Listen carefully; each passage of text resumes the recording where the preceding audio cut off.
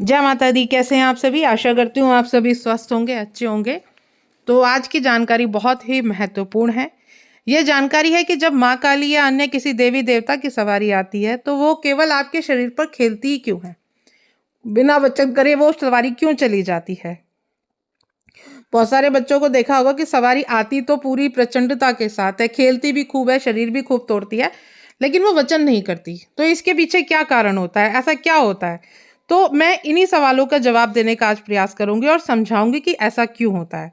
तो अगर आप इस विषय को गहराई से समझना चाहते हैं तो इस वीडियो के साथ एंड तक जुड़े रहें। साथ ही हमारे चैनल को सब्सक्राइब करें, नोटिफिकेशन बेल को भी प्रेस करें ताकि हमारी आने वाली वीडियो का नोटिफिकेशन आप तक पहुंच जाए। तो चलिए वीडियो शुरू करते हैं। देखिए, जिस भी इष्ट की आप पूजा सेवा करते हैं उन इष्ट की आपको कृपा प्राप्त होती है। वो सवारी के रूप में आपको कृपा मिलती है।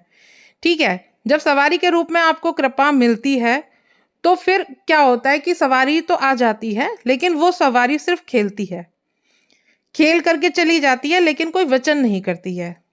तो ये ऐसा क्यों होता है? कई बार सवारी आती है, सिर्फ खेलती है, लेकिन बोलती क्यों नहीं? अक्सर देखा भी गया होगा ऐसा कि जब मंदिर कीर्तन या जागरण में या घर में पूजा के दौरान किसी के ऊपर भी देवी देवता की सवारी आती है तो वो उसके शरीर में आकर के सिर्फ खेलती है, लेकिन उससे अगर कुछ पूछा जाए तो वह कुछ बोलती नहीं है। इस समय पर कई लोग ना तरह तरह की धारणाएं बना लेते हैं। कुछ लोग कहते हैं कि ढोंग कर रहे हैं, कुछ लोग इसे भूत प्रेत का प्रभाव भी मानते हैं। लेकिन आप ये जानते हैं, इस सत्य को देखने के बावजूद कोई अपने किसी को पसंद नहीं अपने शरीर को इस तरह से तोड़ना। लेकिन धारणाएं बहुत सारे लोगों की इस तरह की बनी हुई होती हैं, लेकिन वो ये नहीं जानते कि इसके पीछे का कारण क्या है। आखिर ऐसा होता क्यों है कि सवारी आती तो है लेकिन बोलती नहीं है? क्योंकि हर घटना के पीछे ना कोई कारण जरूर होता है। कोई भी कार्य बिना कारण के नहीं होता। तो इस वीडियो में आपको यही बताऊंगी इसके पीछे मुख्य कारण क्या है। तो ध्यान से सुने, क्योंकि इस जानकारी के बाद आप उन कारणों को अच्छी तरह से समझ पाएंगे जिन कारणों की वजह से सवारी आती है लेकिन बोलती नहीं। तो बने रहे हमारे साथ, जानते हैं इस कारण को। तो सबसे पहला कारण क्या है? देखिए, देवी देवता को आपने कुछ बोल दिया। मान लीजिए आपने कोई मन्नत मांगी और आपने उनसे ये वादा किया कि माँ, अगर हमारी ये मनोकामना पूरी हो जाएगी तो हम आपको ये प्रसाद चढ़ाएंगे, या मैं आपके मंदिर आऊंगी, या मैं आपके व्रत रखूंगी, या मैं आपको ये भोग चढ़ाऊंगी। अगर ये मेरा कार्य हो गया तो मैं आपके नाम के ये सारी चीजें करूंगी। तो आप इस तरह से कोई भी एक मन्नत मांगते हैं, लेकिन जब वो मन्नत आपकी पूरी हो जाती है तो आप वादा भूल जाते हैं या उसे नजरअंदाज कर देते हैं। तो ऐसा करने से जिस भी इष्ट की कृपा आपके ऊपर मिली है तो वो इस बात से नाराज होते हैं, क्योंकि आपने अपनी जब तो बात आपने बोली, लेकिन आपने वो बात पूरी नहीं की। तो देवी देवता की कृपा कम होने लगती है और जब सवारी आती है तो बोलने से इनकार कर देती है। तो यह एक संकेत होता है कि जब आप अपनी कही हुई बात को पूरे ना किया है। अगर आप ऐसे ही किसी इंसान से वादा करते हैं और आप उनके लिए कुछ करेंगे फिर उसे पूरा नहीं करेंगे तो व्यक्ति भी तो आपसे नाराज हो जाता है। तो उसी तरह से देवी देवता भी अपनी सवारी के माध्यम से ही अपनी नाराजगी दिखाते हैं। माँ काली या माँ दुर्गा या किसी भी अन्य देवी देवता, जो आपने जो उनसे वादा किया है ना, उसे जरूर पूरा करें। अगर आप भूल गए हैं तो आप माफी मांगे, लेकिन अगर आपको याद है तो आप उनके प्रति सच्ची श्रद्धा रखें और उनकी उस बात को पूरी करें। तो ये भी एक कारण होता है कि देवी देवता, क्योंकि वो भी तो जब आपने मन्नत मांगी थी तो उन्होंने भी तो आपकी तरह पूरी सहायता करी। आपने ये बोला कि माँ, मैं इस काम को करूंगा, आप मेरे ये काम करा दो, मैं ये फल चढ़ाऊंगा या मैं ये भोग लगाऊंगा। तो उन्होंने भी तो आपकी सहायता करी ना। तो अगर आप उनकी कृपा पाने चाहते हैं तो उनकी अपनी कही हुई बातों का सम्मान करें और उनके प्रति श्रद्धा भाव रख करके उस चीज को पूरा करें।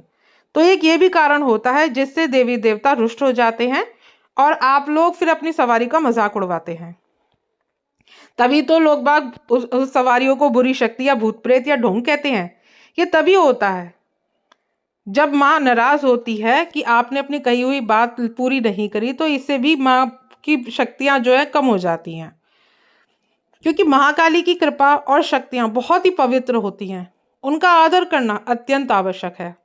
दूसरा कारण, अगर कोई व्यक्ति के जिसके ऊपर सवारी आ रही है, उनके घर में, उनके परिवार में उस सवारी का अनादर होता है तो वो अपना आशीर्वाद देना बंद कर देती हैं। इसलिए अगर आपके साथ भी यह सब हुआ है तो यह समझना बहुत जरूरी है कि सवारी का सम्मान करना कितना महत्वपूर्ण है।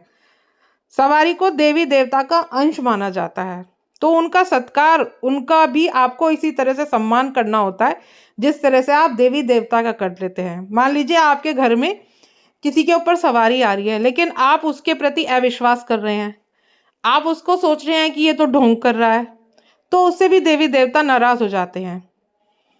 अगला कारण क्या है कि जब रोजाना पूजा पाठ ना करना, जब कोई भी व्यक्ति माँ काली या किसी भी देवता की सवारी का माध्यम बनता है तो उसके लिए जरूरी होता है नियमित पूजा पाठ करना।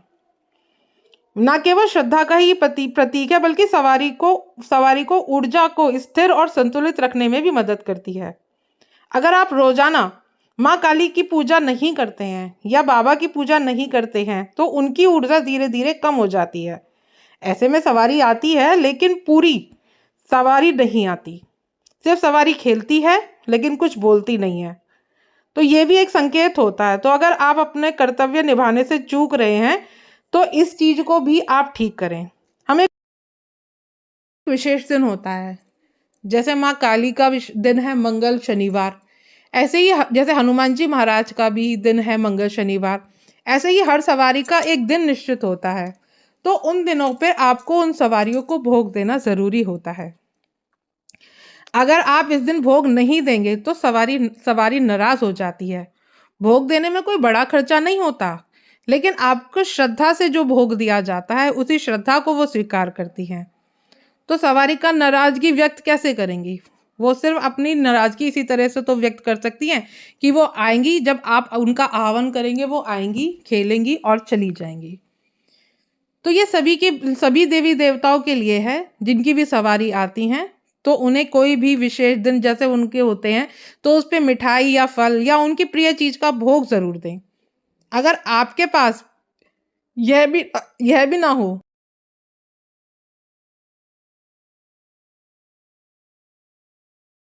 का हाथ होता है, अगर उसने गुरु धारण किए हुए हैं तो वह गुरु सवारी को बोलने के लिए कहते हैं तो सवारी बोलती है, क्योंकि गुरु ही है जो सवारी को पूर्ण रूप से नियंत्रित कर सकते हैं।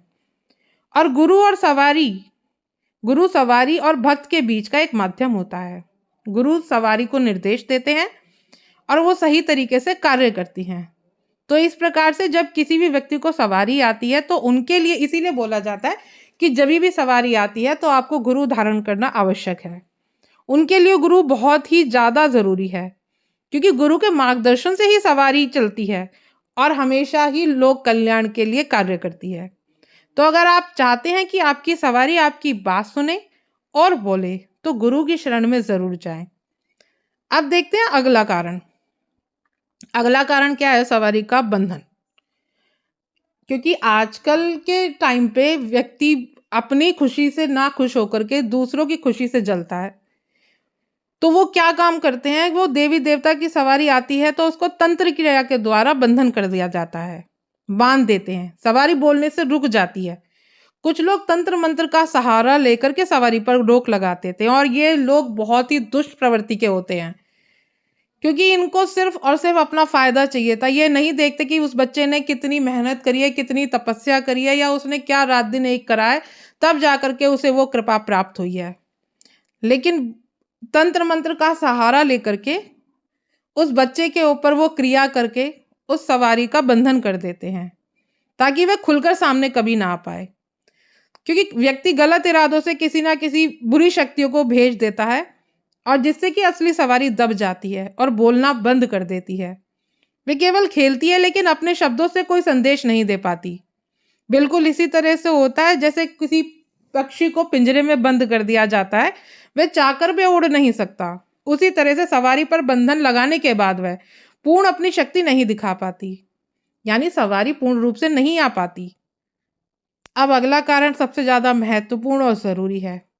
अगर आप माँ काली को अपना इष्ट मानते हैं और आपके ऊपर उनकी सवारी आती है, लेकिन आपके कुल देवी देवता कोई और हैं, जैसे आपके कुल देवी माता शीतला मसानी है और सवारी आपको माँ कालका की आ रही है, या कुल देवता आपके अलग हैं, तो या पितरों को आप नहीं मानते हैं, या उनका मान सम्मान नहीं करते हैं, या उनकी उनकी अच्छे से सेवा नियम नहीं करते हैं, उनको समय पे भोग नहीं देते हैं, तो इस वजह से भी सवारी नहीं बोलती है।